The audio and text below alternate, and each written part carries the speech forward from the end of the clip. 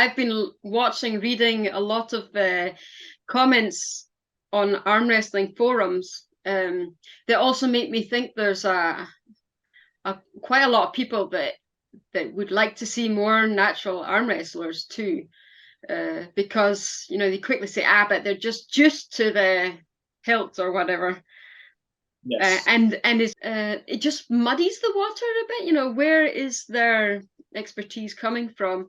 And but on the other hand, I've listened to, for example, John Brzenk talking about that perhaps this bulk can be detrimental to your performance on the table. PEDs are all about blowing up those muscle bellies and getting a little extra water and a little bit extra strength.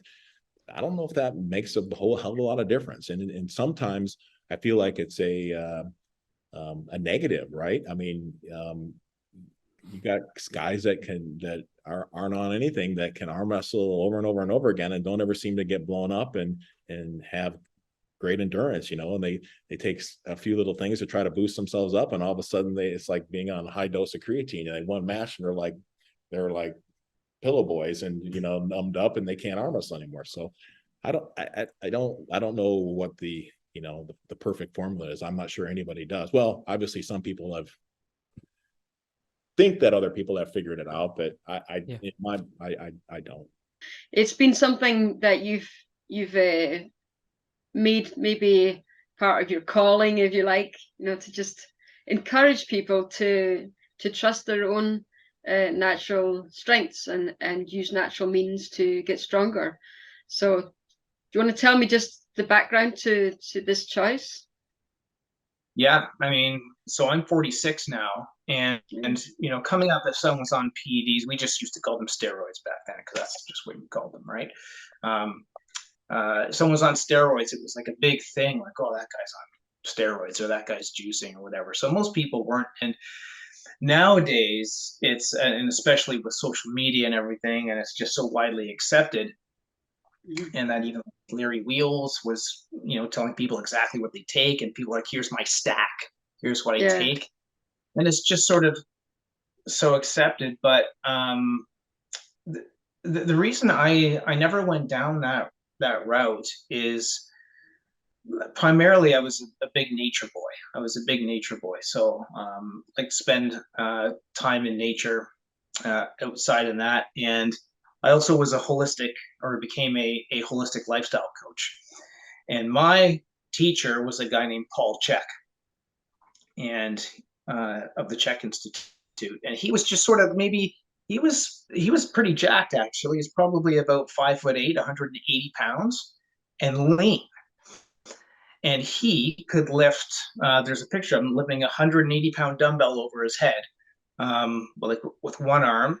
And like, he's all about being natural, and it's all like, he taught me that if you can harness the power of nature, then you will not need steroids, unless your ego is such that you want to surpass the natural ceiling. But it's like, for most people, if you can harness the power, and he has 6 fundamental principles. If you can harness the power of nutrition, hydration, sleep, exercise, and stress management, I've narrowed it down to 5, and really harness that, then you will have energy, a physique, performance in whatever you want. Mine's strength, but it could be anything. And you will be more than happy with it. So that's sort of that's what I encourage to do. I'm not by any means like a PED expert or anything, because actually I researched the natural stuff, right? And I've had friends growing up that did go on steroids. A couple of them did have pretty serious complications, and when they would come off, they would say, I've had some friends that have done some drugs over the years. I was never one of them. I don't know why. I just steered away. But they're like, out of all the drugs I did, that was the most addicting, for sure. Because it's something you walk around with, right? You walk around, and it's your identity. When you stop, it's like, they said, it's like I lost my identity.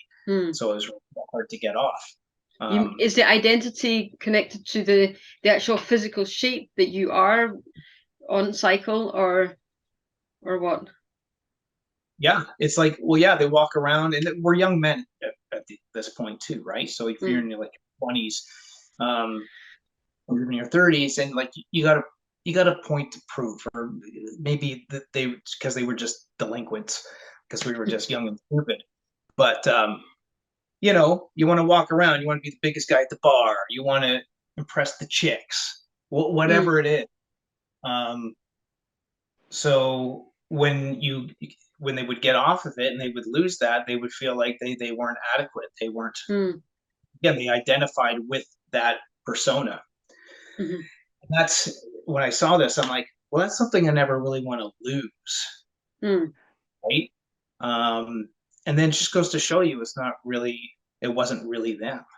And I understand that, like, when you're on PEDs and steroids, you still put in the hard work. I get that, like, you work just as hard and everything, but it was just never something that I call it strongevity. I wanted strongevity. I wanted to be strong and built for a long time and not reliant on anything else. It's another one of my quests is to be self-reliant in this world. But having strongevity is such a free thing, because you don't need anything, and you can do it. You can do it if you know how to do those 5 foundational principles that I was talking about: nutrition, hydration, sleep, movement. I call it movement, it's exercise, and stress management. If you can get those, then you can do it. And hard ass work, good work ethic.